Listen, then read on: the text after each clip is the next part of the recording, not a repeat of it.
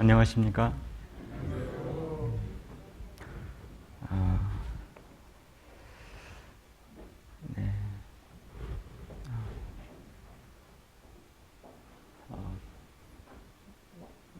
네. 먼저 함께 기도드리겠습니다.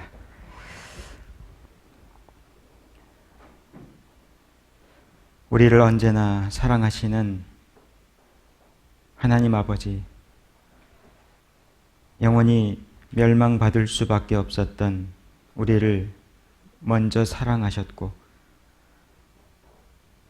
하나님의 독생자 예수님의 거룩한 피로 우리의 죄를 영원히 씻어주시고 천국 소망을 주시고, 지금 이 시간도 우리와 함께 하시며 우리에게 필요한 모든 것들을 주님의 은혜 가운데 공급하시는 그 모든 일을 인하여 감사와 찬송을 드립니다. 주님의 몸된 교회 안에서 우리를 더욱 거룩하게 만들어 주시옵소서.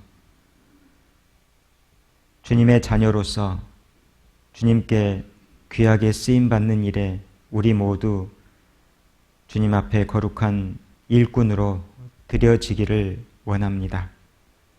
그러나 우리는 아직 연약하고 너무나 많은 유혹 가운데 있습니다.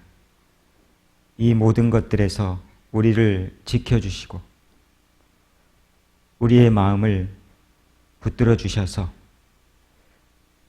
주님의 거룩한 역사와 복음 전파하는 일에 우리 모두 합심해서 합력할 수 있도록 모든 일을 인도해 주시길 원합니다. 이 지역에 주님께서 교회를 허락해 주신 그 은혜를 감사드립니다. 교회를 통해서 복음을 전하는 그 일에 우리 모두를 귀한 일꾼으로 사용해 주시고 우리 모두가 주님의 거룩한 그릇이 되어서 주님의 쓰심에 합당한 사람이 될 수 있도록 함께 해 주시옵소서. 늘 우리에게 필요한 말씀으로 가르쳐 주시는 주님, 지금 이 시간도 우리에게 필요한 말씀을 허락해 주시고 우리의 마음과 생각과 귀를 열어주셔서 주님의 말씀을 순종하고 그 말씀을 마음에 받아 주님께서 주시는 진정한 위로와 평안으로 하루하루를 주님을 따라가는 삶이 될 수 있도록 도와주시옵소서.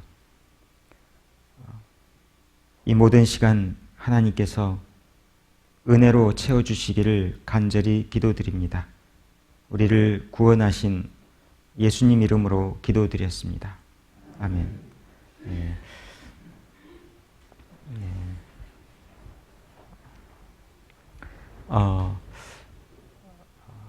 필리핀 깔라우안에서 왔습니다. 너무나 만나 뵙고 싶었고 또 한 번도 뵙지 못했던 분들이 또 저희 깔라우안 교회를 후원해 주시고 뿐만 아니라 늘 기도해 주고 계신다는 그 소식 속에서 저희가 더욱 힘을 얻고 또 그 기도에 힘입어서 하나님께서 역사하시는 그 현장에서 정말 많은 것들을 배우고 체험하고 있습니다. 간단하게 소개를 드리자면 저는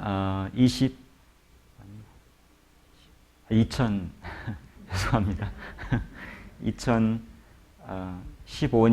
7월 21일 제가 필리핀으로 가게 되었습니다. 그래서 만 4년 그리고 5년이 돼 가고 있는데요.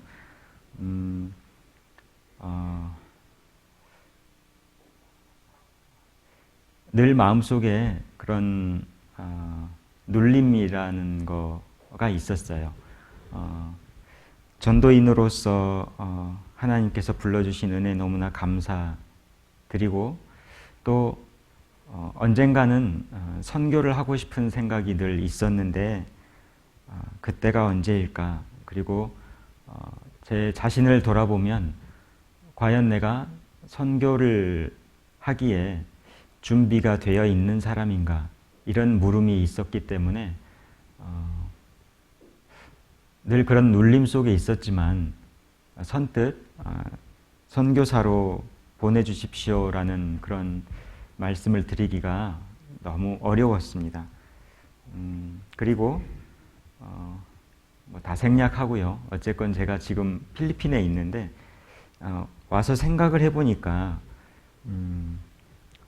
처음에는 한국에 계시는 여러 목사님들 그리고 전도사님 그리고 물론 해외에도 여러 많은 분들이 계시는데 그래도 해외에 계시는 분들이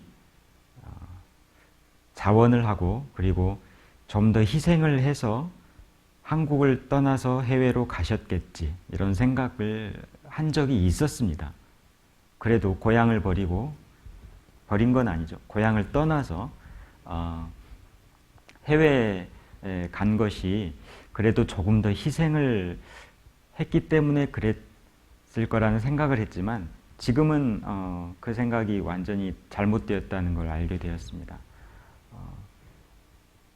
제가 희생을 해서 간 것은 아니고 제 믿음이 좋아서 하나님이 보내신 것도 아니고 이것 또한 하나님께서 주신 큰 은혜구나 이런 생각을 하게 됐습니다. 그래서 한국에 계신 분들, 형제자매님들 그리고 여러 목사님, 전도사님들 그분 너무 존경스럽고 너무나 또 배울 점이 많고요. 단지 하나님께서 저에게 은혜를 주셔서 제가 선교지에 가 있다. 이것이 맞는 것 같습니다. 제가 뛰어남도 아니고 언어의 능력, 은사가 있는 것도 아니고 그럼에도 불구하고 하나님이 주신 은혜로 그 외국에서 선교할 수 있게 되었구나. 그래서 늘 그 생각할 때마다 너무나 감사가 되고 또 특히 후포교회 형제자매님들께 너무나 감사드립니다. 그래서 오늘 잠깐 그림하고 해서 좀 설명을 드리고요. 그리고 말씀 함께 또 하도록 하겠습니다.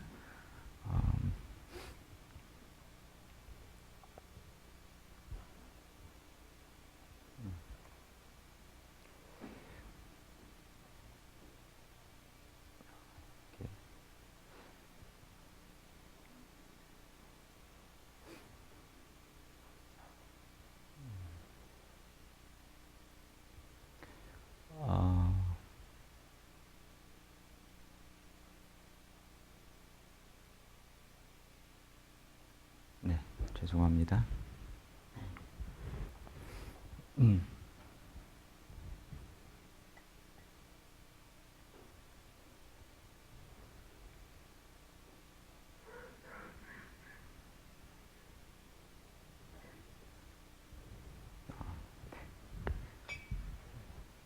잘 보이시나요?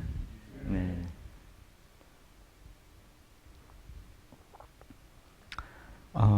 지금 필리핀은 약 1억 1천만 정도 인구고요. 현재 총 69개의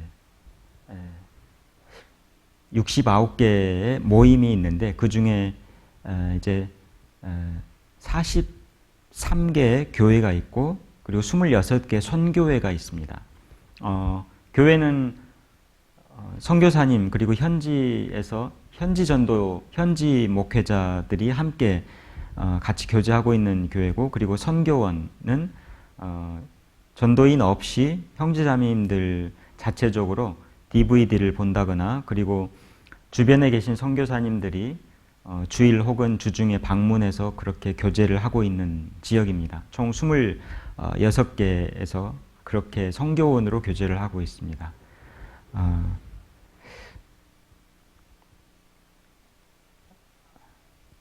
네. 한인 선교사님 19분 계시고요. 그리고 필리핀 전도사님 그리고 목사님들은 총 20명. 그러니까 저희보다 한 명이 더 많죠. 그리고 학예 수양의 통계를 보면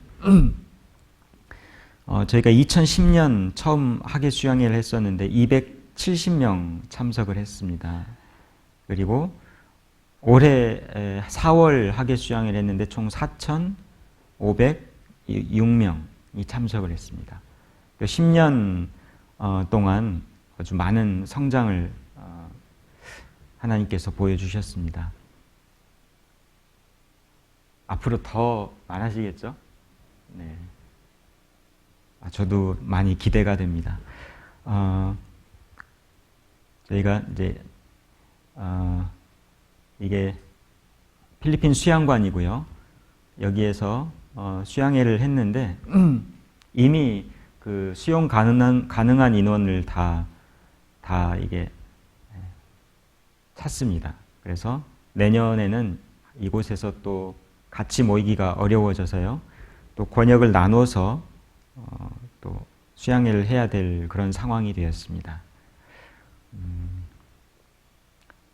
깔라완 교회는 저희도 역시 2010년 선교회로 시작을 했었고, 그리고 단기 선교사님, 그리고 김근태 목사님, 그리고 이제 2017년 제가 부임을 해서 함께 교제하고 있습니다.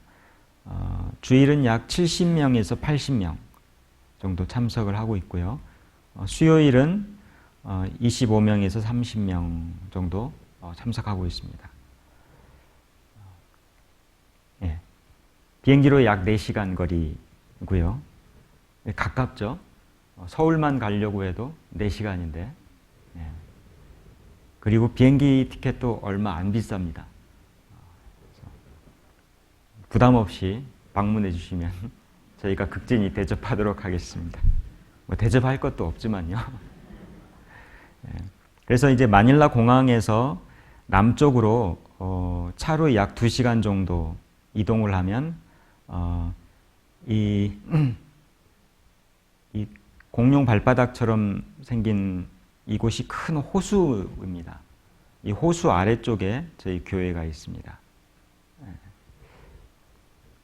저희가 전도하고 있는 지역은 교회당을 주변으로 이 방야스, 마싯, 라못, 다얍, 그리고 산타크루즈, 팍상한 점점 넓어지고 있고요. 최근에 이제 이쪽 동쪽의 산타로사라는 지역도 저희가 함께 교제하고 있었는데 올해 교회로 자립을 해서 지금 교회로 모이고 있습니다. 저희 교회당 모습이고요. 하늘이 참 예쁘죠? 네. 필리핀 하늘은 참 아름답습니다. 네. 저희가 처음에 이 집을 구매를 해서 내부를 리모델링해서 교제를 하다가 원래 여기가 이제 비어 있었던 그냥 마당인데 조그맣게 건축을 해서 지금 모이고 있습니다.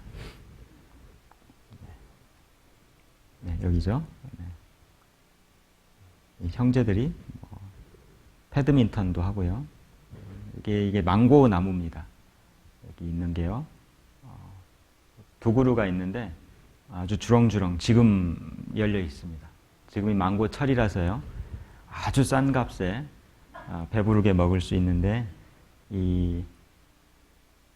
아무튼 이 망고 나무가 좋은데 또 단점도 있습니다.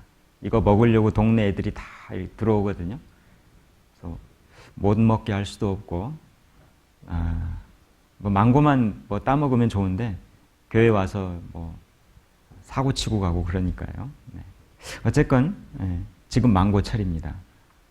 키로에 한 1,000원 정도면. 네. 한국에서는 얼마죠? 한 개 살면 한 개 2,000원인가요? 1kg에 한 1,000원 정도면 드실 수 있어요. 1,500원 정도. 네. 네. 그리고 저희가 3개 구역이 있습니다. 1구역 구역 모임 하는 모습이고요. 지금 이분 저희 어머니 회장님이시고요. 예. 그리고 여기 형제가 데이빗 형제, 여기 형제가 신로이드 형제. 이 두 형제가 저를 도와서 통역도 하고 교회에서 같이 일을 하고 있습니다. 그리고 이분이 구역장님이십니다. 1구역장님. 사람 누굴까요? 네. 그리고 구역 전도 집회 하는 모습입니다. 네. 잘 듣고 있죠? 네. 이분들이 동네 사는 분들입니다. 그래서 교회당에 나오는 문제는 조금 별개인 것 같고요. 실제로 그 동네 안에 들어가서 집회를 하면 굉장히 많이 모입니다. 해가 빨리 뜨고 그리고 해가 빨리 지기 때문에 한국도 전에는 그랬을 것 같아요. 시골 같은 경우는 해가 지면 일과가 마무리되고 그냥 좀 눈 껌뻑이다 그대로 잠드는, 해가 지면. 이 필리핀이 거의 그렇습니다. 그래서 해가 지면 딱히 뭘 할 게 없기 때문에 저희가 들어가서 전도 집회도 하고 이러면요, 사람들이 저게 뭘까 하고 막 모입니다. 그래서 말씀을 잘 듣고요. 그리고 또 집에서 열심히 살아갑니다. 교회로 모시기는 또 좀 다른 문제 같아요. 어쨌건 저희가 집회를 한다거나 이랬을 때는 아주 적극적으로 많은 분들이 참석을 하고 다 구원받았다고 이렇게 손을 들어요. 구원받았습니다. 네. 구원받으면 정말 구원받으면 얼마나 참 행복한 일이겠어요. 그래, 구원만 받으면. 근데 이제 교회로 모시기는 좀 별개의 문제 같습니다. 네. 왜냐하면 이분들이 다 다니는 캐톨릭 그런 교회가 있고요. 또 집안이 다 캐톨릭으로 가면 어차피 또 휩쓸리는 부분도 있고요. 그런데 그 중에서 정말 이제 깨어 있는 분들은 그 집안의 그런 고난과 반대를 무릅쓰고 한 분, 두 분 또 교회에 정착하시는 분들도 점점 늘어나고 있습니다. 네, 2구역이고요. 이분이 구역장님입니다. 2구역 구역장님. 이분 누굴까요? 살짝 인종이 틀리죠? 네, 네, 제 자매입니다. 네, 구역 전도 집회하는 모습입니다. 여기 보시면 동네에서 집회하는 거라서 딱히 뭐 건물 안에서 할 수 있는 그런 공간이 없습니다. 마당 같은 곳, 그래서 좀 동네 안에 공간이 조금 있는 곳, 거기에 나무에 이런 천막 같은 거 연결해가지고 비가 자주 오기 때문에 이런 거 쳐놓고 집회를 합니다. 네, 집회하는 모습이고요. 3구역입니다. 3구역은 팍상한 산타크루스 지역입니다. 팍상한은 많이 들어보셨을 것 같은데요. 세계적으로 아주 유명한 그 폭포가 있습니다. 팍상한 폭포. 그쪽에서 뭐 영화 촬영도 자주 했다는데 많은 한국인 관광객들이 제 교회당을 지나쳐서 팍상한 폭포로 갑니다. 보면 금방 알 수 있습니다. 한국말로 붙여진 버스들이 많이 다니거든요. 그래서 앞에 경찰 오토바이 한 2대 그 사이렌 울리면서 다 비켜 하면서 지나가는 차들이 있어요. 한국 사람 빨리 가는 거 좋아하지 않습니까? 저 차 한국인이구나. 네. 자, 그 박상한 폭포가 있는 지역이 3구역입니다. 그래서 구역 모임 그리고 전도 집회 하는 모습입니다. 그리고 이 청년 그 숙박 집회를 했었습니다. 되게 많죠. 방학을 이용해서 집회를 했었는데 정말 많이 참석을 했습니다. 산에서 함께 찍은 청년들이고요. 필리핀 대부분 청년들이 아주 많습니다. 그래서 교회가 참 활기차고 참 생동감이 느껴집니다. 깔라우안도 그렇고요. 여기는 이제 임원 모임, 임원 수련회, 저희가 1년에 한 차례 수양관에서 모여서 전국 교회에서 임원들 같이 모여서 임원 수련회를 갔습니다. 여기는 저희가 교회 야외 교제 갔던 모습이고요. 깔라우안 그 뭐죠? 그 산이 많이 있는데 대부분 저기 화산입니다. 필리핀은 그 불의 고리라고 하지 않습니까? 지진이 많이 일어나는. 필리핀에서도 지진이 아주 많이 일어나는데 저희 깔라우안에서도 화산이 하나 있습니다. 뭐 휴화산 같은데 그 산에서 나오는 온천수가 아주 좋습니다. 한번 오시면 모시겠습니다. 네. 그래서 그 온천이 아주 많아서 아주 저렴한 가격에 온천을 이용할 수 있습니다. 1인당 1,000원 정도? 네. 그래서 저희 전 형제자매들을 다 모시고 가도요. 100명 모시고 가면 얼마죠? 10만 원. 네. 10만 원이면 다 온천에 갈 수 있습니다. 네. 예, 저희가 이제 주일 집회하는 모습입니다.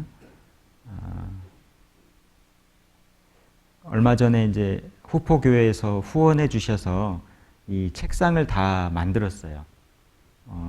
전에는 이 책상 없이 의자만 놓고 말씀을 들었었거든요. 그래서 성경을 가지고 와도 좀 불편했습니다. 메모하기도 좀 어렵고, 그래서 귀찮으니까 그냥 몸만 가자. 그래서 몸만 오시는 분들이 되게 많았어요. 그래서 성경 찾읍시다 하면 그냥 앞만 보고 가만히 있습니다. 어떻게 하면 좋을까? 물어봤어요. 성경은 다 갖고 계세요? 근데 성경은 다 있습니다. 왜 안 가져오시냐 물어봤더니 별 대답이 없어요. 가방을 사드려야 되나? 그래서 결국 생각을 해보니까 책상을 좀 만들면 좀 학습 분위기가 좋아지겠다. 그래서 후원해 주셔서 저희가 만들었습니다. 그래서 이제 성경을 많이 또 갖고 다니시고요. 너무 설교 듣는 분위기도 많이 좋아졌습니다. 네, 이렇게 책상에 앉아서 열심히 또 말씀을 듣습니다. 여기는 이제 아이들 주일날 아이들이 그렇게 많지는 않은데 다른 교회에 비해서 한 10명 뭐 이 정도 모입니다. 이 아이들 딱히 저희가 뭐 교회학교 프로그램을 할 수 있는 그런 상황이 안 되기 때문에 초등학교 정도 되는 아이들은 대강당에서 다 함께 말씀을 듣고요. 그리고 좀 집중하기 어려운 아이들은 뭐 영상 같은 거 틀어주고 그냥 케어하는 그런 수준입니다. 근데 주일에 요즘 구원받지 않은 분들이 와서 전도 집회를 듣는 분들이 계속 늘어나고 있습니다. 그러면 그분이 여기서 이제 말씀을 듣거든요. 그러면 애들을 이제 차 안으로 이제 몰아넣습니다. 여기에서 영상을 보거라. 그래서 차에서 이렇게 교회학교 진행을 하고 있습니다. 이거는 이제 학예 수양의 모습이고요. 이 연두색 티 입으신 부분이 깔라우안 형제자매님들인데 이 선교팀 들어오실 때 이 티셔츠 저희에게 주고 가셨잖아요. 다 입고 여기 앉아 있습니다. 정중앙에. 네. 이 엘라 자매님이신데요. 최근에 구원을 받으셨습니다. 근데 하반신 마비세요. 그래서 이 엘라 자매님 남편분이 항상 휠체어 끌고 교회당에 오시는데 거의 매주 오십니다. 휠체어 타고 저희가 이제 이분을 모시려면 차로 들어서 그 탑차에 싣고 오는데 어쨌건 많은 어려움이 있는데 계속 한 주도 안 빠지고 잘 참석하고 계셔서 너무나 많은 그런 귀감이 되고 있습니다. 네, 이 가운데 셋 보이시죠? 네, 좀 다른 인종이죠. 네, 누굴까요? 네, 저희 딸 가운데는 제 딸은 아닌데 제 조카고요. 양쪽이 제 두 딸입니다.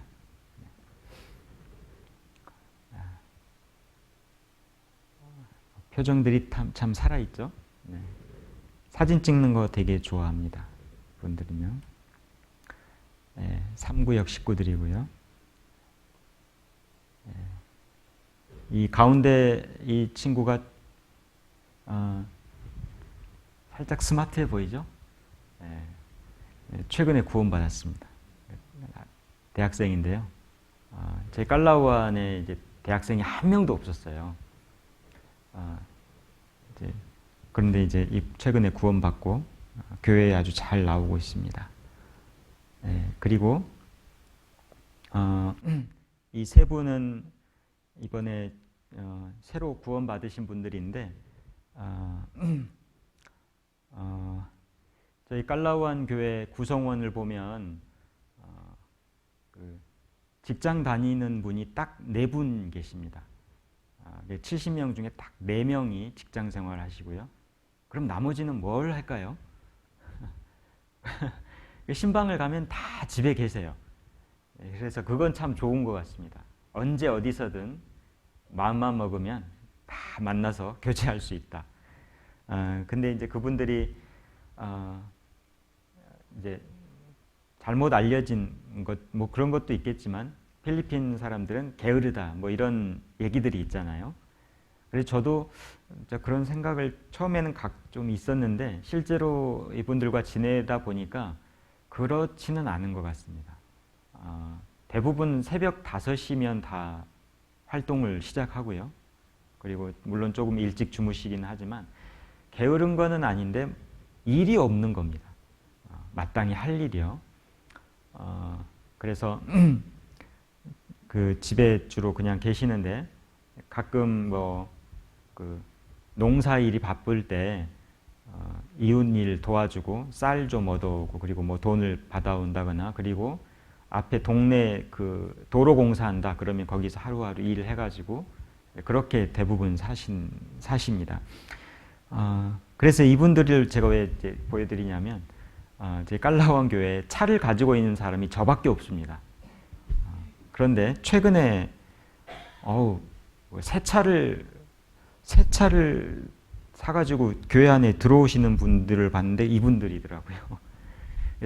차를 갖고 있는 분이 최근에 구원을 받았어요. 이분이 이제 쌀 사업을 하시는 분인데 쌀 유통을 하시는데 쌀을 교회당에 아주 자주 갖다 주셔요. 뭐 20kg, 40kg서 교회 식비가 많이 줄었습니다. 쌀도 아주 품질 좋은 쌀로 갖다 주셔가지고, 하여튼 이분이 어머니고요, 아들, 딸입니다. 그래서 이분 보이시죠? 욜리 자매님인데 이 자매님이 여기 가운데 분도 전도하셨고 이분들도 다 전도하셨습니다. 욜리 자매님 아직 결혼 안 했습니다. 시니어 시티즌인데 아직 결혼 안 하시고 전도만 열심히 하십니다.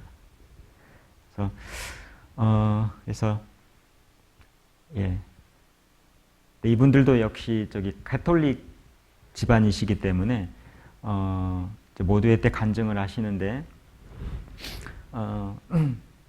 전에는 아무런 그런 문제가 없었는데 저희 깔라우안 교회 나오시는 날부터 집안에 너무 불화가 시작돼서 힘들다는 그런 간증을 하셨습니다. 그래도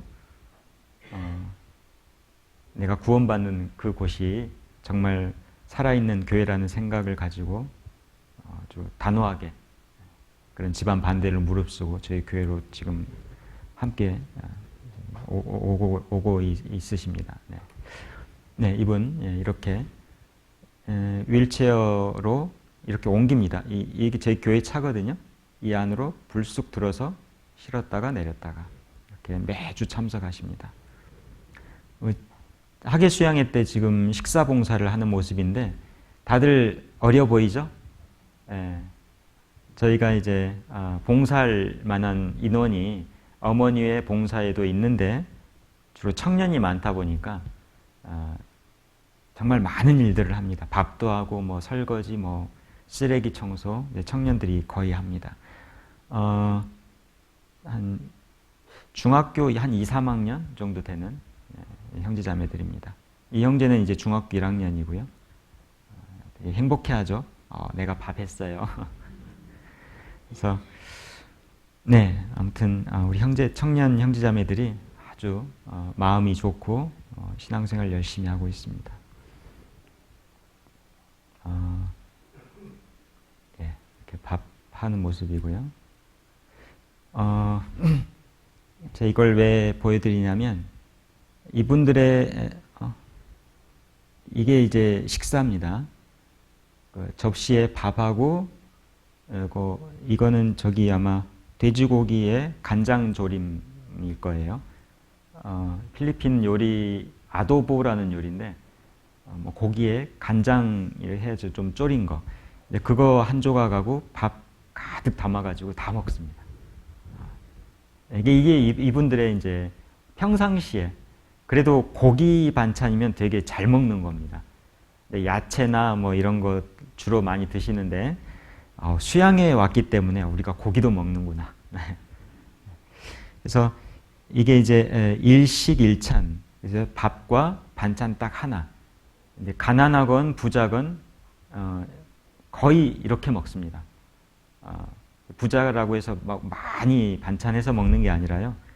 딱 반찬 하나 그리고 밥. 네. 그리고 남은 밥은 개미가 다 알아서 처리해 줍니다. 먹고 뭐 이 음식물 쓰레기라는 게 이 나라는 아예 없어요. 그래서 먹고 나서 그냥 흙밭에 이렇게 해놓으면 순식간에 개미들이 와서 순식간에 사라집니다. 온갖 종류의 개미들이 필리핀에 살기 때문에요. 저는 처음에 제 교회당에 가서 개미들이 계속 돌아다니길래 어떻게 이걸 다 박멸을 할까? 뭐 약도 뿌려보고 뭐 뜨거운 물도 부어보고 뭐 별걸 다 했는데 조만간 포기하게 되더라고요. 개미와 더불어 살아야 되는구나. 처음에 이제 형제자매님들 제가 그 개미 죽이고 있으니까 저렇게 죽이고 있나 이렇게 한심하게 보고 있었는데 지금은 좀 이해가 됩니다. 이거는 죽일 수 있는 게 아니라 이미 이제 정복이 됐기 때문에 좀 덜 들어오게 하는 것 뿐이지 또 살다 보니까 개미가 또 되게 필요하더라고요. 이런 것들도 처리해주고 깨끗하게. 저희는 이 음료수 같은 거 흘리면 걸레로 막 닦잖아요. 걸레로 닦고 그 걸레 빨고 말리고 하는데 음료수 흘려도요 그냥 가만 놔두면 개미들이 다 와서 순식간에 여기에 음료수가 흘려져 있었나 싶을 정도로 깨끗하게 처리가 됩니다. 네, 어쨌건 편한 나라죠. 그런 면에서. 이거는 이제 수양회장에서 이분들이 나름 텐트를 친 겁니다. 네. 근데 이게 본인들이 사는 집하고 별 다르지 않아요. 이제 신방 가봐도 이렇게 사는 분들이 꽤 있습니다. 집 안과 집 밖 경계가 참 모호해요. 그래서 뭐 판자나 뭐 대충 커튼 같은 거 쳐놓고 살기도 하고요. 그래서 집에 사람만 사는 게 아니라 동물과 함께 더불어서도 많이 사십니다. 닭도 들어오고 뭐 오리도 들어오고 개나 고양이도 너무 자연스럽게 자기 집인 것처럼. 저는 저걸 왜 안 쫓아낼까? 쫓아내고 좀 깨끗하게 하고 살아야 되는데 시간이 지나다 보니까 당연스럽게 그냥 이해가 되더라고요. 아, 더불어 사는 사회구나. 더불어서 개와 고양이와 네. 예, 이분들의 이제 모습이고요. 그리고 필리핀은 지금이 이제 우기입니다. 비가 하루에 한 번씩은 꼭 오는데, 그리고 우기가 지나면 이제 태풍 시즌이 옵니다. 태풍이 한국에도 물론 태풍이 오지 않습니까? 그 태풍의 세기가 한국과는 많이 다릅니다. 그 적도에서 바로 옆으로 오는 태풍이기 때문에 어쨌건 그 태풍 때문에 피해가 아주 큰 나라 중에 하나고요. 그래서 저희 교회도 그때 태풍과 비가 많이 왔을 때 물이 처음에 이렇게 거리에 자박자박 물이 차올랐는데 순식간에 이렇게 올라왔습니다. 이렇게 여기가 이제 저희 교회당인데 교회당까지 물이 금방 들어오더라고요.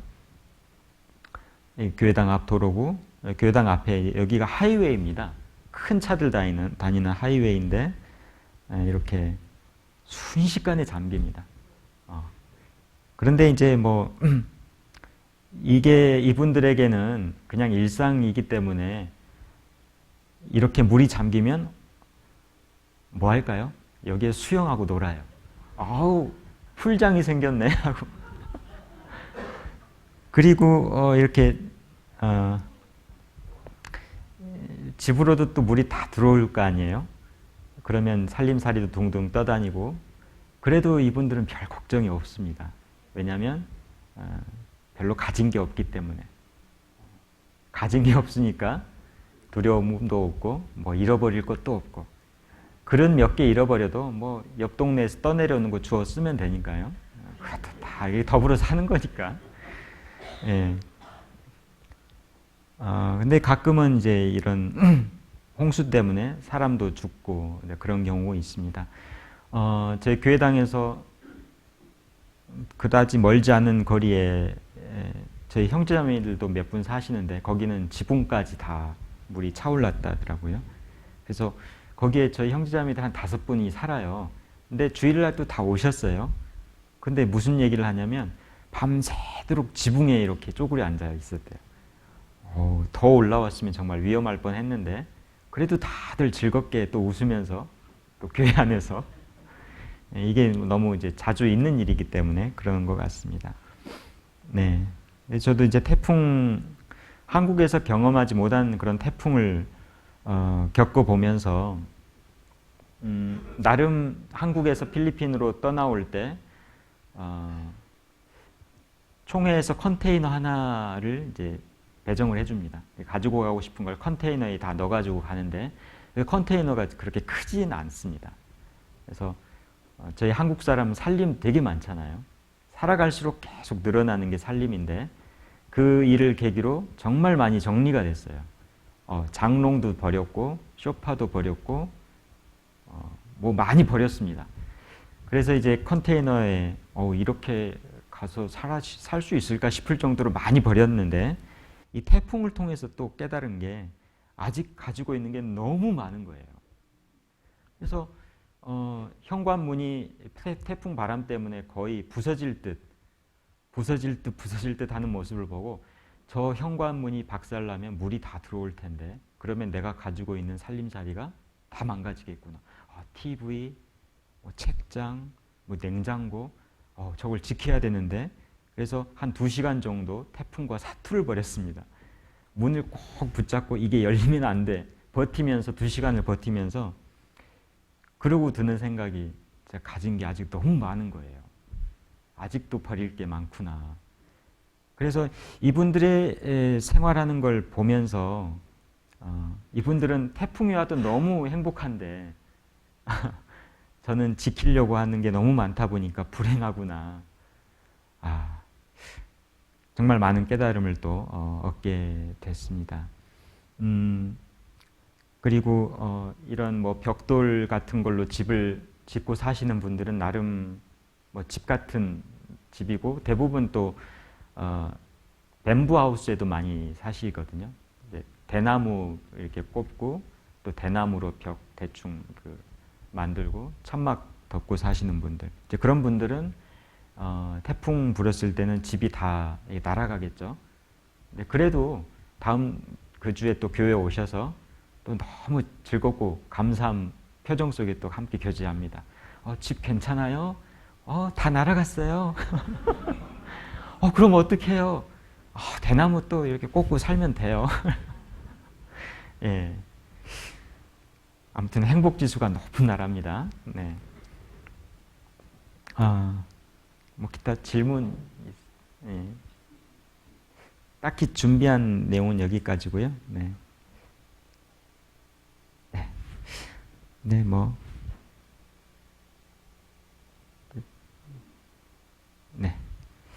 그러면 잠깐 또 저희가 말씀 배우는 시간이니까 성경 좀 보도록 하겠습니다. 고린도 후서 1장입니다.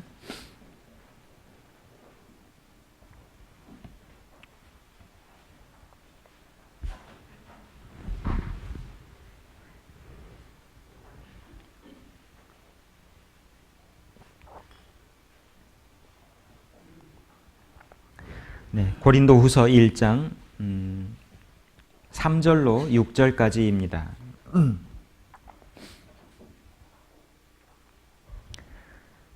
네, 함께 읽겠습니다.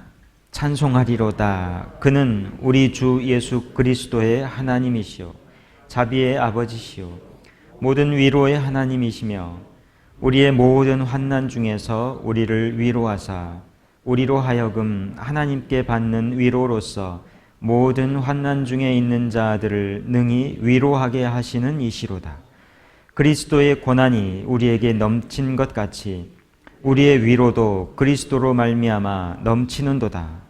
우리가 환난 받는 것도 너희의 위로와 구원을 위함이요 혹 위로 받는 것도 너희의 위로를 위함이니 이 위로가 너희 속에 역사하여 우리가 받는 것 같은 고난을 너희도 견디게 하느니라.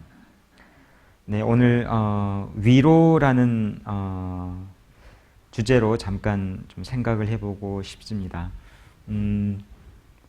하나님께서 우리를 고난 가운데 두시는 이유가 있을 겁니다. 누구에게나 고난은 있을 겁니다. 그래서 하나님께서 우리를 고난 가운데 두시고 그 고난을 통해서 우리를 위로하시고 그리고 그냥 끝나는 것은 아닙니다. 하나님은 우리 모두가 예수님처럼 진정한 위로자가 되기를 원하십니다. 그리고 그것을 통해서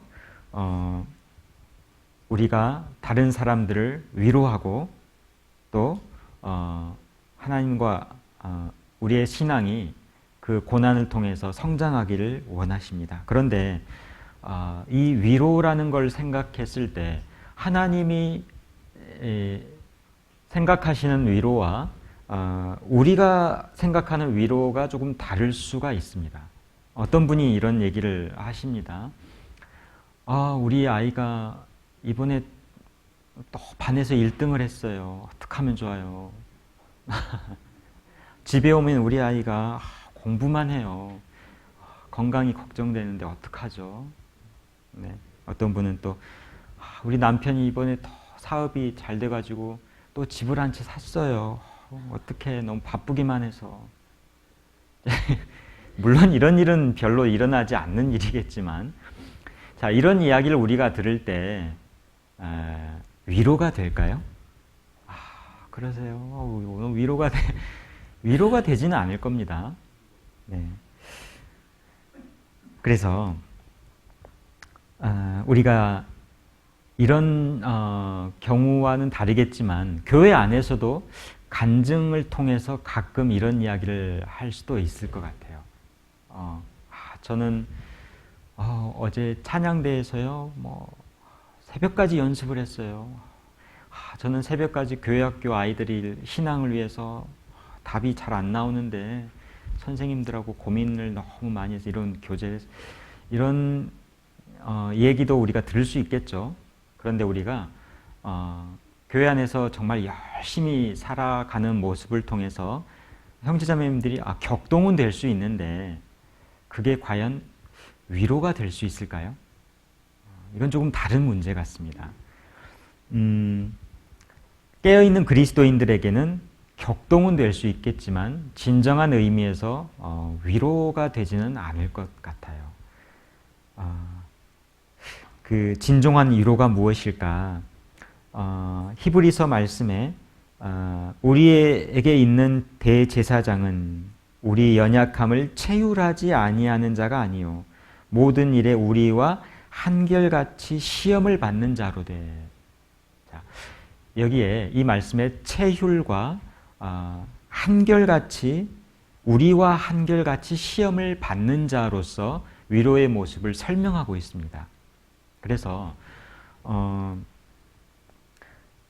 그게 상대방의 좋은 것이든 나쁜 점이든 어려움이든 슬픔이든 모든 것에 마음과 행동으로 함께하는 것이 진정한 위로의 모습이라고 성경은 말하고 있습니다.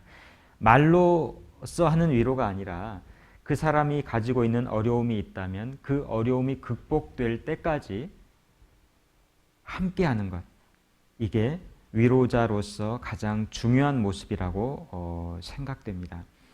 예수님의 두 번째 이름, 그것은 임마누엘이죠. 임마누엘의 뜻은 우리와 항상 함께 하신다는 뜻입니다. 이게 정말 가장 중요한 위로자로서의 덕목이라고 생각합니다. 학생들의 경우 이 자리에 혹시 학생이 있습니까? 뭐 고등학생 없습니까? 고등학생 있으세요? 있으세요? 저기 뒤에 있네요. 한번 뭐 대답 안 해도 되는데요. 마음속으로 한번 생각해 보세요. 학생들의 경우 어디에서 가장 위로가 될까요? 집일까요? 학교일까요? 학원일까요? 교회일까요? 만약 제가 말씀드린 이 장소 중에 위로가 되는 곳이 없다면 정말 슬픈 일일 것 같습니다. 자, 남편분들도 한번 생각해 볼까요? 회사 가면 위로가 될까요? 저는 회사 가면 너무 위로가 됩니다. 그건 좀 이상한 생활 같죠? 교회에 오시면 우리 형제님들 정말 위로가 되십니까? 아니면 집에서 가장 위로가 되십니까? 이제 구원받지 않은 그 남자들의 경우에 가정에서도 위로가 안 되는 경우가 많이 있을 거예요. 혹자는 이런 말을 합니다. 저희 집에는요, 사자가 한 마리 살아요. 머리가요. 회사에서도 위로가 되지 않고 가정에서도 위로받을 수 없고 그런 남자분들은 다른 곳에서 위로받기를 원하겠죠. 그래서 바에서 따라주는 어떤 그 여인에게 위로를 받으려고 할 겁니다. 구원받지 않은 분들의 얘기죠. 그분들도 잘 알고 있을 거예요. 그게 진정한 위로는 아니지만 잠시나마 위로받을 수 있다고 생각하기 때문에 그런 곳을 전전긍긍하지 않을까. 그리스도인에게 있어서도 정말 위로가 필요합니다. 그리스도인들을 세상이 위로할 수는 없습니다. 세상은 예수님을 십자가에 못 박은 곳이죠.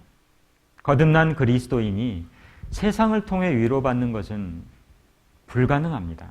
잠깐 죄의 유혹에 넘어질 수는 있더라도 우리가 그를 통해서 진정한 위로를 받는 것은 불가능합니다.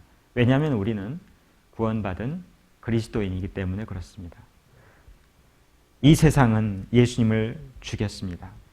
그곳에서 우리는 위로받을 수가 없습니다. 그렇다면 우리는 교회 안에서 서로에게 위로가 돼야 합니다. 그러기 위해서는 우리가 서로를 위로하는 위로자가 돼야 할 겁니다. 우리가 성경을 읽다 보면요, 정말 위로가 필요했던 사람이 있죠. 누구일까요? 구약 성경에 보면 정말 고난을 많이 받은 인물이 있습니다.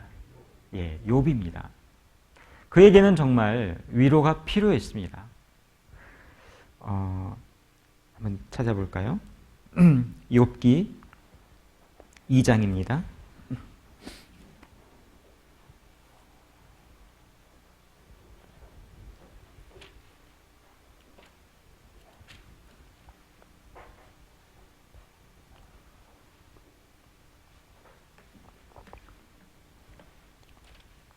네, 욥기 2장 11절입니다.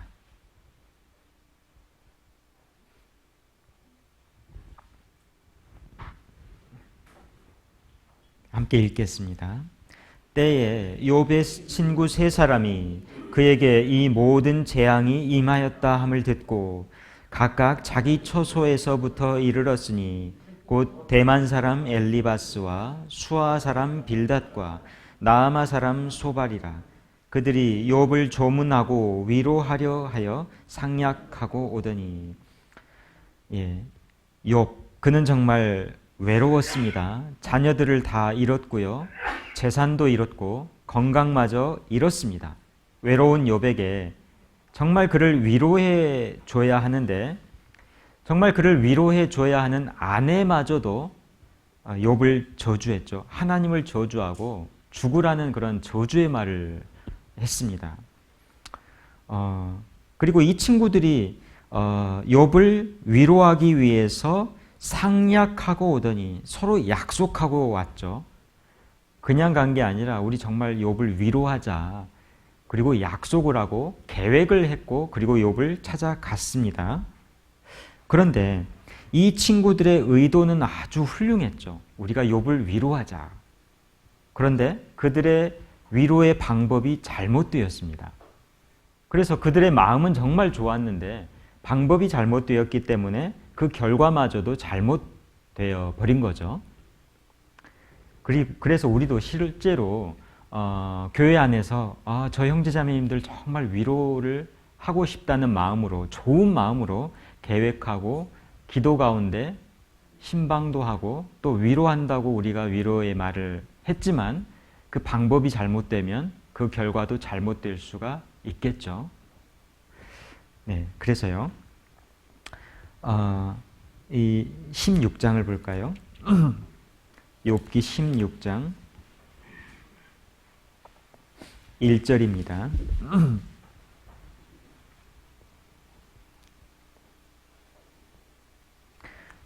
그 세 친구들이 욥을 위로한다고 생각하고 여러 가지 위로의 말을 했습니다. 그런데 욥은 뭐라고 하냐면 16장 1절 제가 읽어드리겠습니다.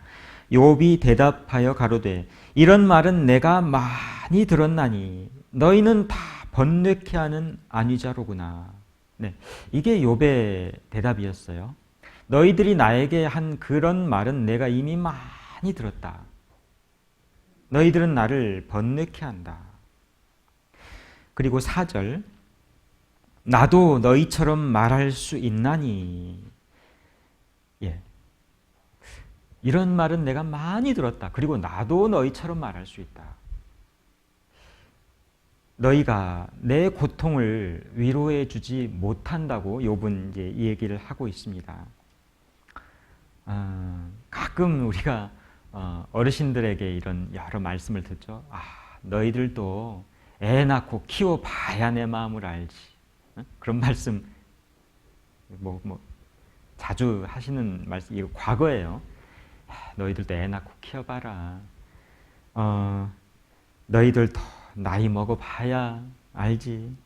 너희들도 직장 생활하면서 서류판으로 머리 한번 맞아봐야 내 마음을 알지. 이런 말을 들었을 때 이게 위로가 될까요? 네, 물론 마음은 이해가 되지만 옳은 말을 한다고 할지라도 위로가 되지 않는 말들이 있는 거예요. 욥의 세 친구들이 한 이야기는 욥기를 읽어보면 다 옳은 얘기를 했습니다. 다 맞는 말을 했는데 욥은 그 말로 위로를 받지 못했습니다. 왜 그러면 이 친구들이 빗나간 위로를 했을까요? 19장입니다. 욥기 19장 1절 1절부터 3절 함께 읽겠습니다.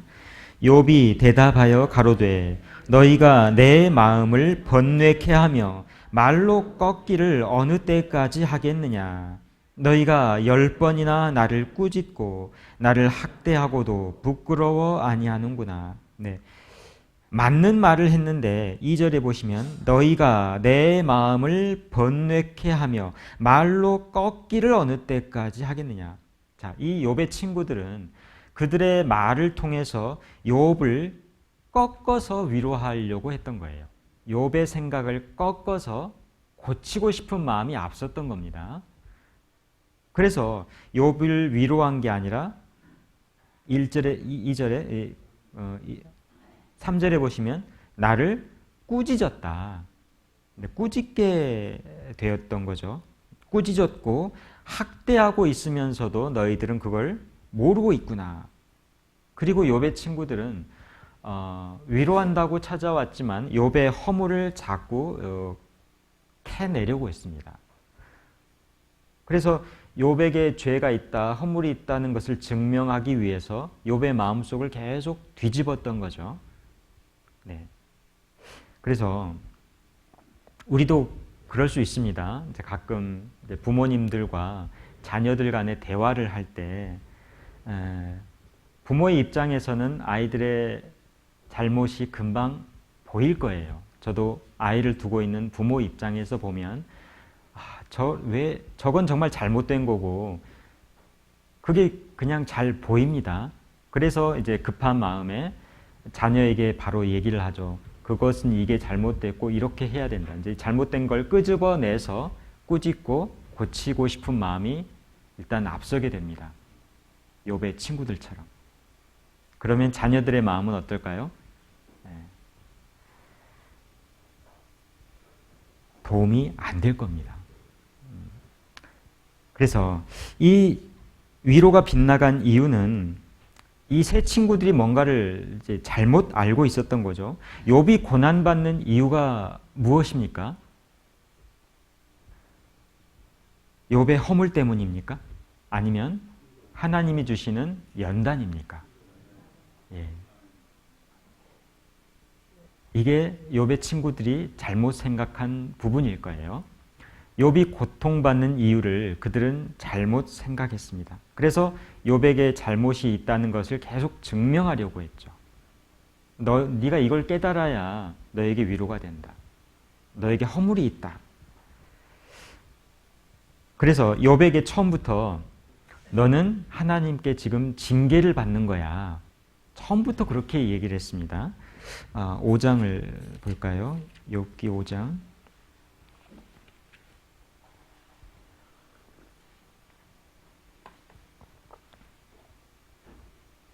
17절입니다.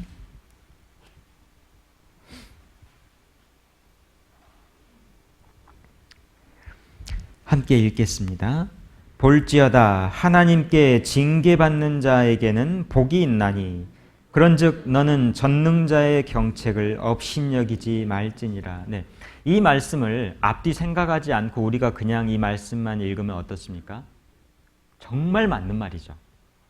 그렇지 않습니까? 징계받는 자는 정말 복 있는 자입니다. 그리고 하나님의 경책을 업신여기지 말아야 되는구나. 정말 교훈이 되는 말씀인데 이 욥기라는 성경 전체로 봤을 때 욥이 겪고 있는 환난을 생각해 봤을 때 이 말씀은 맞는 말인가요? 잘못된 말인가요? 원인 파악을 잘못한 거죠. 처음부터 욥 너는 징계받는 자야. 이렇게 시작한 거예요. 욥은 죄 때문에 징계받는 게 아닌데 친구들은 처음부터 잘못된 말로 욥을 지적하고 있습니다. 원인 파악을 잘 못한 거죠. 위로는 지적이 아니라 불쌍히 여기는 마음, 그것이 출발이 돼야 할 겁니다. 우리도 하나님 앞에서 정말 이런 마음을 가져야 할 것 같아요. 우리가 욥의 세 친구들처럼 우리가 가지고 있는 짧은 성경 지식으로 다른 형제자매님들에게 적용을 해버리면 그것은 잘못된 위로가 될 겁니다. 내가 구원받은 지 오래되었고 임원이니까 다른 형제자매들보다 내가 더 많이 알고 있는 거야. 내가 너보다 더 거룩한 사람이야. 그러니까 나의 판단은 당신보다 옳은 판단이야. 네. 이런 확신을 가지고 우리가 말을 했을 때는 절대 위로가 되지는 않을 거예요. 성경은 말하죠. 지식은 교만하게 하고 사랑은 덕을 세우나니. 행동이 뒷받침되지 않는 순종하는 삶이 없는 성경 지식은 우리를 교만하게 만들 겁니다. 진정한 사랑과 위로, 그것이 욥의 세 친구들에게는 없었습니다. 그래서 우리가 함께 교제할 때 정말 사용하지 않아야 할 말들이 있을 거예요. 자, 그게 이제 욥기에도 있는데요. 욥기 5장을 보겠습니다. 욥기 5장 8절입니다.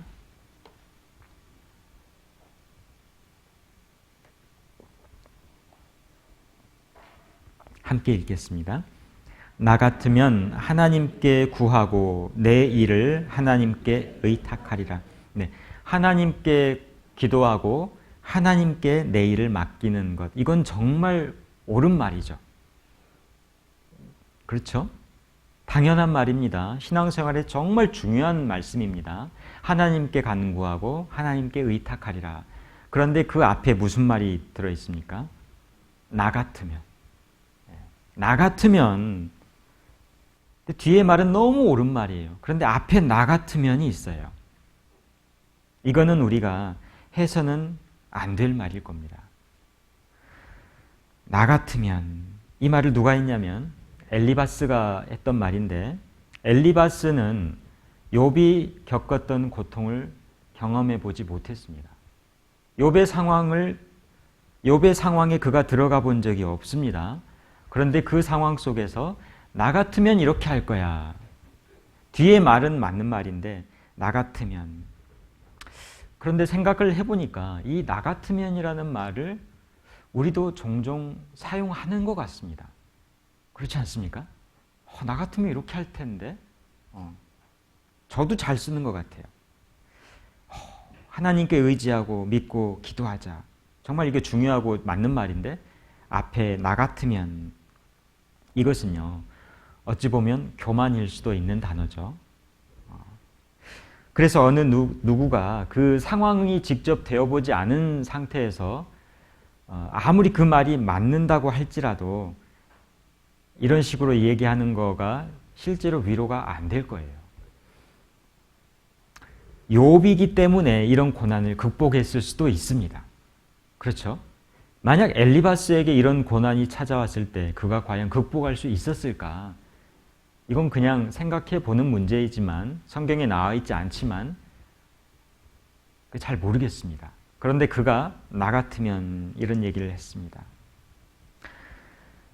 과거에 그렇게 그들의 믿음을 확신했던 사람들이 바리새인 서기관들이죠. 그들은 엘리바스처럼 똑같이 말했습니다. 볼까요? 마태복음 23장입니다.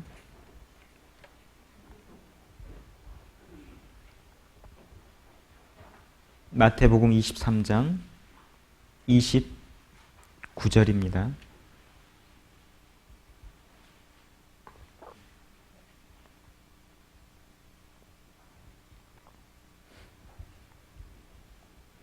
마태복음 23장 29절부터 30절까지를 함께 읽겠습니다. 화 있을진저 외식하는 서기관들과 바리새인들이여, 너희는 선지자들의 무덤을 쌓고 의인들의 비석을 꾸미며 가로되, 만일 우리가 조상 때에 있었다면 우리는 저희가 선지자의 피를 흘리는 데 참여하지 아니하였으리라 하니. 자, 서기관과 바리새인들이 내가 과거에 선지자들이 살고 있었을 때 내가 같이 있었다면 나는 그들을 핍박하고 죽이지 않았다. 내가 그 당시에 살고 있었더라면 나는 그들처럼 행동하지 않았다. 이렇게 얘기를 했습니다. 그래서요, 저도요, 이런 기억이 있어요. 어떤 청년이 내가 아담이었으면 선악과 안 먹었습니다. 내가 하와였으면 뱀 말 안 따라갔습니다. 청년들의 이야기를 가끔 듣습니다. 여러분 어떠세요? 제가 광야 생활 중에 있었으면 하나님 원망 안 했습니다. 이렇게 원망할 수 있습니까? 홍해의 기적을 보고 만나와 메추라기의 기적을 보고 불기둥과 구름기둥 기적 속에 살고 있는 그들이 어떻게 원망을 합니까? 나 같으면 그렇게 안 했을 거예요. 어떠세요? 저는 기억이 납니다. 저도 그랬던 것 같아요. 나 같으면 안 그랬을 텐데. 그런데 이것은 교만일 수 있습니다. 아무도 모르는 거예요.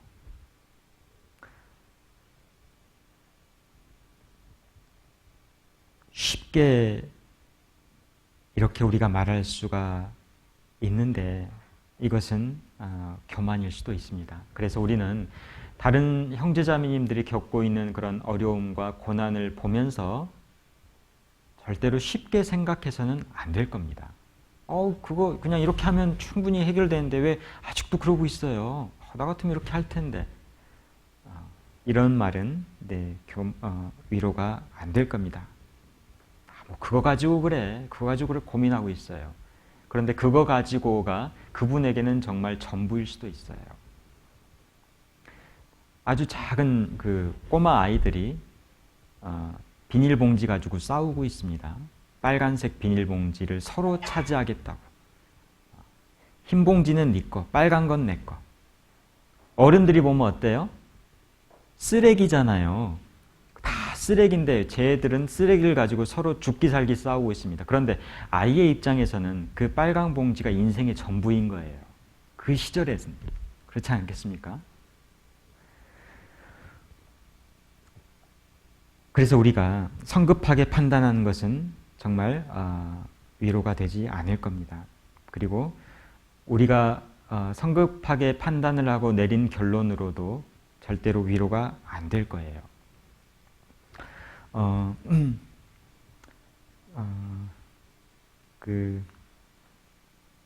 욥기 5장을 다시 돌아가 볼까요? 욥기 5장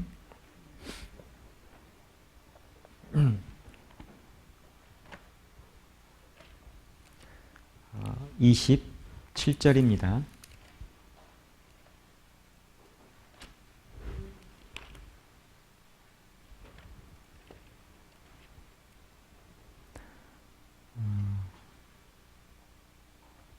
욥기 5장 27절 또 함께 읽겠습니다.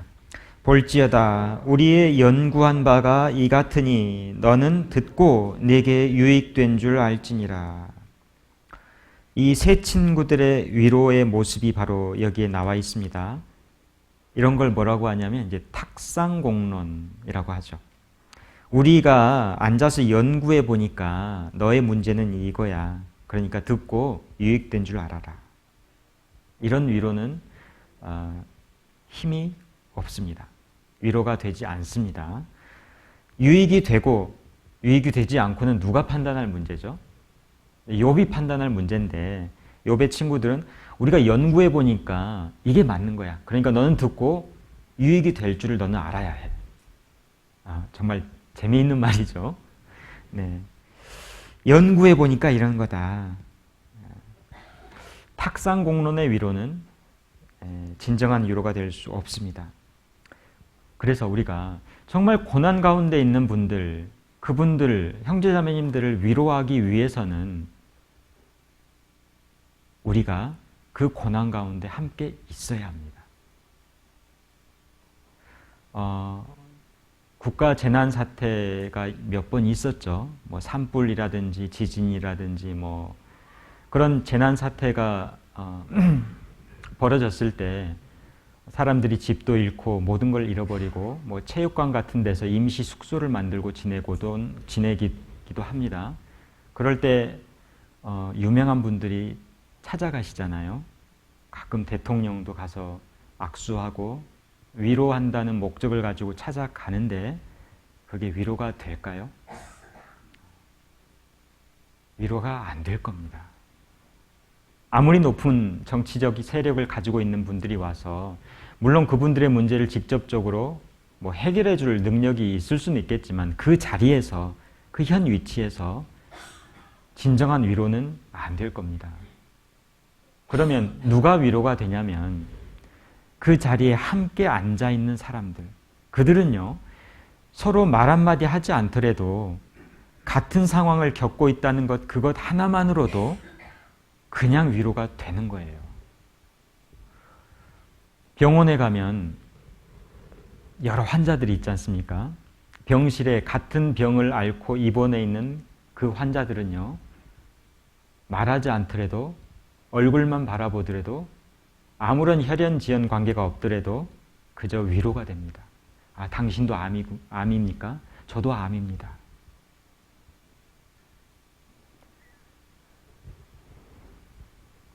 고난 가운데 있는 형제자매를 우리가 진정 위로하기 위해서는 우리가 고난 가운데 있어야 합니다. 실은 이 이야기는 저에게 가장 많은 찔림이 되었어요. 저는 이 강단에 자주 서기 때문에 성경에 있는 하나님의 말씀을 많이 얘기를 합니다.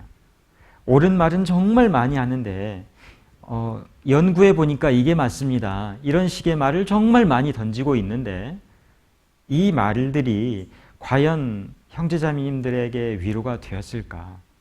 이걸 생각해 보면 저는 정말 한없이 부끄러워집니다. 나 자신은 그런 고난을 겪은 적이 없는데 앉아서 연구하고 성경을 읽고 물론 그것도 중요하지만 단지 그걸 통해서 감동 없는 울림만 전하고 있지는 않았는가. 욥의 세 친구들처럼 그들의 말로써 형제자매님들에게 들려지지는 않았을까. 개인적으로 정말 많은 찔림이 되었던 그런 내용입니다. 그래서 오늘 정말 드리고 싶은 말씀은요. 형제자매님들을 위로하는 위로자가 되세요가 아닙니다. 정말 드리고 싶은 말씀은요. 먼저 위로를 받으셔야 됩니다. 위로를 받지 않은 사람이 누군가를 위로할 수 있을까요? 이건 불가능할 거예요. 내가 위로를 받지 않았는데 누구를 위로할 수 있습니까? 먼저 위로를 받으셔야 됩니다. 그 위로는 누가 주실까요? 하나님이 주십니다.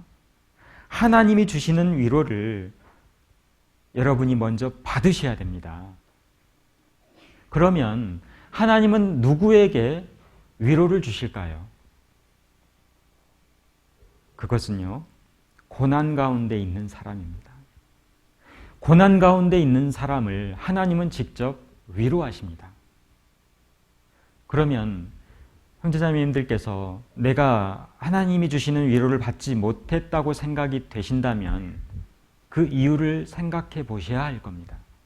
왜 그랬을까? 그것은요, 일부러 고난을 피했기 때문에 그렇습니다. 형제자매님들, 누구에게나 어려움은 있을 겁니다. 특히 복음을 전하면서 겪게 되는 그런 고난들 있으시죠? 그런데 그런 고난을 받지 않는 길도 있습니다. 복음 전하는 길을 피해 다니시면 고난도 피해 갈 수가 있을 거예요. 그러는 경우는 하나님이 주시는 위로도 없을 겁니다. 그래서 딱히 누군가를 위로할 수 있는 마음도 갖고 있을 수가 없습니다.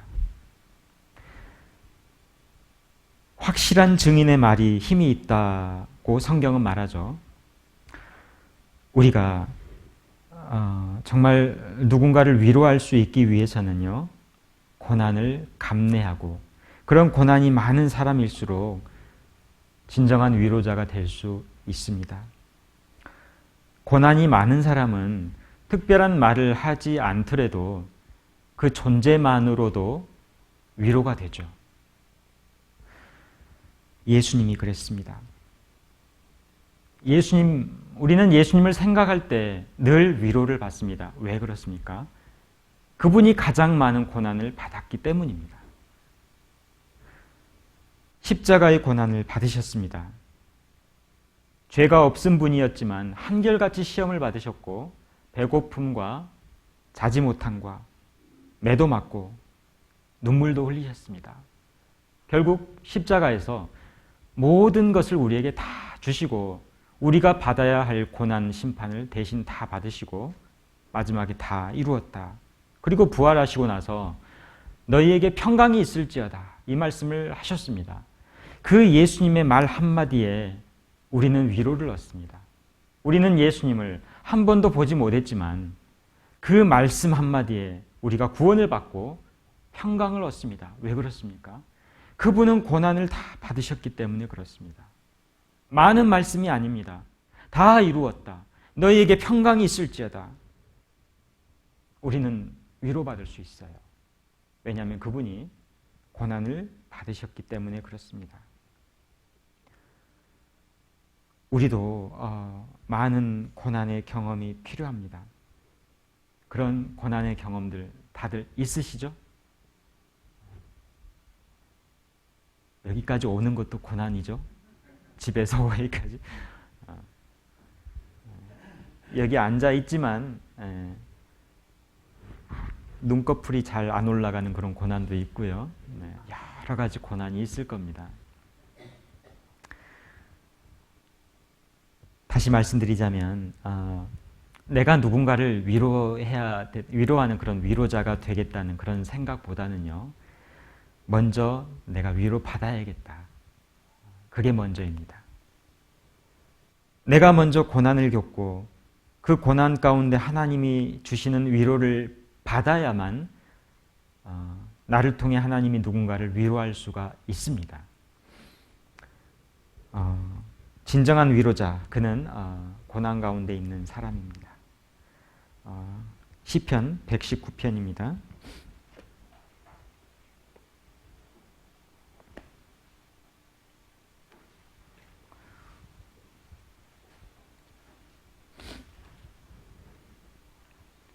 네, 50절입니다.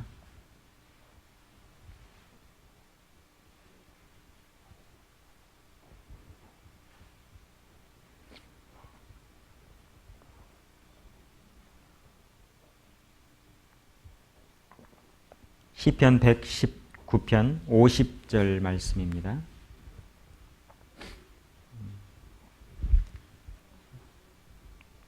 (119편) 50절 함께 읽겠습니다.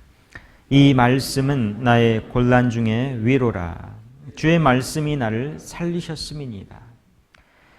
네, 하나님이 우리를 위로하시는 방법은 말씀입니다. 고난 중에 위로가 되는 것은 하나님의 말씀입니다. 모든 사람이 타락했던 그 시대에 노아 그는 혼자 하나님과 동행했습니다. 그런 노아를 하나님이 어떻게 위로하셨을까요? 다 타락했던 그 가운데 혼자 하나님과 동행했던 노아, 하나님은 노아에게 방주의 설계도를 주셨어요. 그 방주의 설계도를 받은 순간 노아는 얼마나 기뻤을까요? 비록 그걸 만들기 위해서는 희생과 고난이 필요하지만 그 방주의 설계도, 하나님의 말씀을 받는 순간 그것은 너무나 큰 위로가 되었을 겁니다. 우리도 그렇습니다. 세상을 향해서 타락한 시대에 내 신앙을, 내 믿음을 지키려고 할 때 세상은 우리를 향해서 많은 고난을 던질 겁니다. 외롭습니다. 그러나 그 고독하고 외로운 신앙의 길 속에서 하나님이 형제자매님들에게 주시는 방주의 설계도가 있을 겁니다. 하나님의 말씀이 있을 겁니다. 하나님의 말씀이 세례 요한에게 내려왔죠. 당대에 유명한 정치가들, 종교가들 이스라엘에 아주 많이 있었습니다. 그런데 하나님의 말씀은 세례 요한에게 내려왔습니다. 그때 세례 요한은 빈들에 있었죠. 메뚜기와 석청으로 연명하면서 빈들에서 들판에서 생활하고 있는 그 요한에게, 다른 사람이 아닌 그 세례 요한에게 하나님의 말씀이 내려왔습니다. 여러분은 지금 어디 계십니까? 빈들입니까? 아니면 세상의 풍조감 속에 계십니까? 하나님의 위로의 말씀은 빈들에서 세례 요한에게 내려왔습니다. 우리가 만약 빈들이 아니라, 고난이 아니라 세상의 풍요로움 속에서 만족 속에 살고 있다면 위로의 말씀은 내려오지 않을 거예요. 에스더에게 모르드게의 편지가 언제 전달되었을까요? 하만의 모략 속에 모든 이스라엘이 죽음 가운데 처해졌죠. 위기였습니다. 위기 속에서 모르드게의 편지는 에스더에게 전달됩니다. 그게 단순한 가족 간의 편지였을까요? 아니에요. 네가 황후의 위를 얻은 것이 이때를 위함인지 어떻게 아느냐? 그것은 단순한 편지라기보다는 에스더에게 내려온 하나님의 말씀입니다. 위기 속에 에스더는 말씀을 받았습니다. 그리고 그 말씀에 순종했고 모든 이스라엘 사람들이 구원을 받았습니다. 우리도 마찬가지입니다. 위기와 고난 속에서 하나님은 말씀을 주십니다. 그리고 우리가 그 말씀에 순종할 때 하나님은 우리를 통해서 큰 기적의 역사를 베푸실 거예요. 과거에도 그랬고 지금에도 마찬가지입니다. 고난과 위기 가운데서 하나님의 말씀이 내려옵니다. 에스겔이 하나님이 보여주시는 환상을 언제 어디서 보았을까요? 에스겔은 바벨론의 포로로 끌려가서 그발 강가에서 과거 이스라엘의 영광을 생각하면서 울고 있었습니다. 그때 하나님께서 하늘을 열어주셨어요. 그리고 이스라엘이 회복될 것이라는 비전을 주셨습니다. 포로로 끌려온 상황에서 강가에서 슬픔에 젖어 있을 때 하늘을 열어주셨습니다. 지금도 마찬가지입니다. 어려움 속에 있지만 하나님께서 형제자매님들에게 하늘을 열어주시고 신앙의 비전을 보여주십니다. 어려움 속에 있을 때. 에스더는 그 편지를 받고 결심했죠. 죽으면 죽으리라. 왕에게 제가 나아가겠습니다. 고난 중에 하나님께서 주시는 말씀에 위로가 있었습니다. 그 위로의 말씀을 듣고 에스더는 순종했습니다. 우리가 그 위로의 말씀을 받는 순간 두 가지의 길이 있을 거예요. 순종하는 길과 그냥 묻어버리고 내 삶을 살아가는 길이 있을 겁니다. 에스더는 순종하지 않을 수도 있었어요. 나는 그렇게 못합니다. 우리도 마찬가지입니다. 말씀을 받고 하나님 말씀에 순종하는 삶이 있고 그렇게 저는 하지 못합니다. 이런 삶도 있을 겁니다. 그런데 우리가 하나님이 주시는 고난 가운데 내려주시는 그 말씀을 듣는 순간 에스더와 같이 순종할 때 상상하지 못하는 기적을 우리를 통해서 베푸실 겁니다. 모든 유다인들이 다 구원을 받은 것처럼 내가 고난 가운데 받은 그 말씀에 순종할 때 하나님은 나를 통해서 기적을 베푸실 겁니다. 고난 중에 우리가 아무것도 얻지 못하는 것처럼 보일지라도 하나님이 함께 하시죠. 가족에게 버림받아 노예로 팔려간 요셉. 어찌 보면 그 순간 요셉의 인생은 희망이 없었고 완전히 끝나버린 것처럼 보였습니다. 그러나 하나님께서 요셉과 끝까지 함께 하셨죠. 감옥에 있을 때도 하나님은 요셉과 함께 계셨습니다. 다니엘, 그는 믿음을 지켰습니다. 그 결과 사자굴에 들어갔습니다. 믿음을 지켰는데 왜 사자굴에 들어갔을까요? 정말 이해가 되지 않은 상황 아닙니까?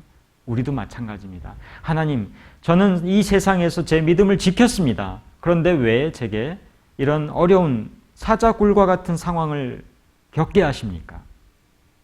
우리는 자주 그런 경험을 할 겁니다. 다니엘이 그랬습니다. 그런데 성경을 더 읽어보면 왜 다니엘에게 사자굴이라는 고난을 주셨는지 우리는 그 이유를 알 수가 있습니다. 짧은 생각에 믿음을 지켰으니까 사자굴에 안 들어가게 하셨어야죠. 그런데요, 다니엘이 사자굴에 들어가는 것이 하나님의 뜻이었습니다. 그리고 또 하나의 하나님의 뜻은 그 굴 속에서, 사자들 속에서 다니엘을 지키시는 것, 그게 더 중요한 하나님의 뜻이었습니다. 우리가 믿음을 지키고 말씀 가운데 순종해 나갈 때 하나님은 우리가 생각하지도 못했던 어려움들을 허락하실 때가 있습니다. 그런데 그것이 하나님의 뜻입니다. 그리고 또 하나의 하나님의 뜻은 그 어려움 속에서 우리를 지키시는 것, 그게 더 큰 하나님의 뜻입니다. 그리고 그런 고난 속에서 우리의 날카로움이 꺾이고 하나님의 쓰심에 합당한 사람으로 만들어져 가는 거예요.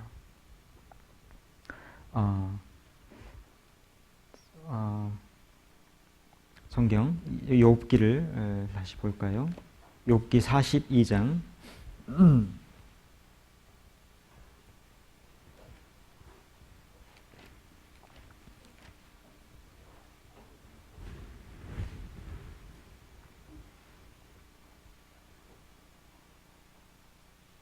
욥기 42장 7절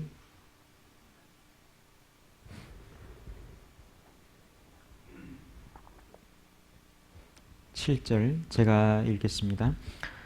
여호와께서 욥에게 이 말씀을 하신 후에 대만 사람 엘리바스에게 이르시되 내가 너와 네 두 친구에게 노하나니 이는 너희가 나를 가리켜 말한 것이 내 종 욥의 말같이 정당하지 못함이니라. 자, 하나님께서 말씀을 결론을 내려주셨습니다. 이 세 친구들에게 하나님이 뭐라고 하셨냐면 너희들이 하나님의 이름으로 내 이름으로 이 얘기를 했지만 너희들은 정당하지 못했다. 이게 하나님의 결론이죠. 그리고 8절 제가 읽겠습니다. 그런즉 너희는 수송아지 7과 수양 7을 취하여 내 종 욥에게 가서 너희를 위하여 번제를 드리라. 내 종 욥이 너희를 위하여 기도할 것인즉 내가 그를 기쁘게 받으리니 너희의 우매한 대로 너희에게 갚지 아니하리라. 이는 너희가 나를 가리켜 말한 것이 내 종 욥의 말같이 정당하지 못함이니라.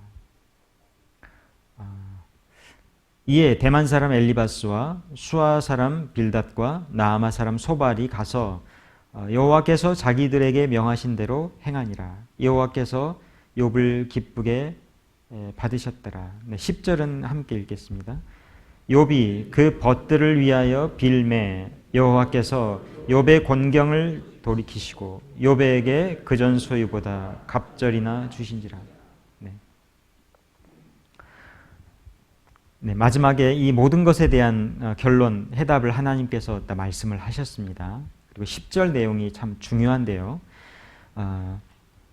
욥이 그 벗들을 위하여 빌매. 욥의 친구들이 정말 괴롭게 하고 욥의 죄를 지적하고 핍박을 했는데 그 친구들을 위해서 욥이 빌었다고 성경은 말하고 있습니다. 그리고 하나님께서 그 친구들을 위해서 욥에게 이제 제사를 지내라고 하죠. 그동안 자기를 그렇게 괴롭혔는데 그 괴롭혔던 사람을 위해서 기도하고 제사를 드려라. 그러니까 욥이 어떻게 합니까? 저 못합니다. 그렇게 했을까요? 욥이 그 벗들을 위해 제사를 드렸고 그리고 그 벗들을 위해서 기도했습니다. 이것이 욥의 그 시작과 끝을 통해서 욥의 변화를 알 수가 있죠. 고난을 통해서 욥이 바뀌었습니다. 고난을 통과한 욥은 진정한 위로자로 성장했습니다. 그리고 하나님께서 욥에게 모든 것을 갑절로 주셨습니다. 벗들을 위하여 빌매, 이것을 보시고 모든 것을 갑절로 주셨습니다. 이것은 정말 육신적인 축복마저도 욥이 많이 받았던 것이죠. 그 친구들을 위하여 빌매 욥에게 그전 소유보다 갑절이나 주신지라. 여러분 갑절로 뭐 받고 싶으시지 않으세요? 재산이 갑절이 되고 그러면 그러기 위해서는 먼저 형제자매를 위해서 기도해 보십시오. 우리가 하나님께 육신적으로 축복받지 못하는 이유들도 분명히 있을 수 있습니다. 우리가 진정한 위로자가 되지 못했기 때문에 육신적인 축복을 받지 못할 수도 있겠죠. 그러면 우리가 왜 진정한 위로자가 되지 못했을까? 서두에 말씀드린 것처럼 하나님이 주시는 위로를 우리가 받지 않았기 때문에. 그러면 왜 하나님께서 주시는 위로를 우리가 받지 못했을까요? 그것은 고난을 피해 다녔기 때문입니다. 지혜로운 선장은 파도를 피하지 않고 연구한다고 하죠. 어떻게 극복할까? 지혜로운 그리스도인, 그는 고난을 극복할 겁니다. 피하지 않을 겁니다. 찬송가도 그런 게 있죠. 피하지 말라. 그게 그건지는 모르겠는데 피하지 말라. 자, 그래서 우리도 하나님 앞에서 고난을 통해 받는 그런 위로, 그 고난을 피하지 말고 그 고난 속에서 주시는 하나님의 위로를 우리가 모두 체험하고 받을 수 있으면 좋겠습니다. 그걸 통해서 하나님은 우리를 진정한 위로자로 만들어 가실 겁니다. 그리고 그걸 통해서 교회 안에서 말이 아닌 삶을 통해서 다른 형제자매들을 위로하고 또 우리가 그런 진정한 위로자가 되고 다른 형제자매를 위해 기도하는 사람이 되면 하나님께서 우리를 육신적으로도 욥처럼 축복하지 않을까요? 마지막으로 처음 말씀 다시 찾아보겠습니다. 고린도 후서 1장입니다.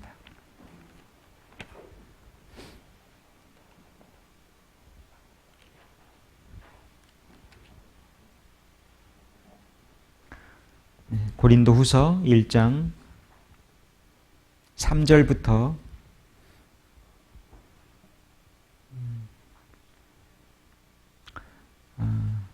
3절, 4절 함께 읽겠습니다. 찬송하리로다. 그는 우리 주 예수 그리스도의 하나님이시요 자비의 아버지시요 모든 위로의 하나님이시며 우리의 모든 환난 중에서 우리를 위로하사 우리로 하여금 하나님께 받는 위로로서 모든 환난 중에 있는 자들을 능히 위로하게 하시는 이시로다. 네, 함께 기도하겠습니다. 거룩하신 하나님 아버지, 멸망받아 지옥 갈 우리들을 사랑하시고 주님 피로 구원해 주시고 또 거룩한 교회 안에서 형제자매님들과 함께 교제케 하신 은혜에 감사드립니다.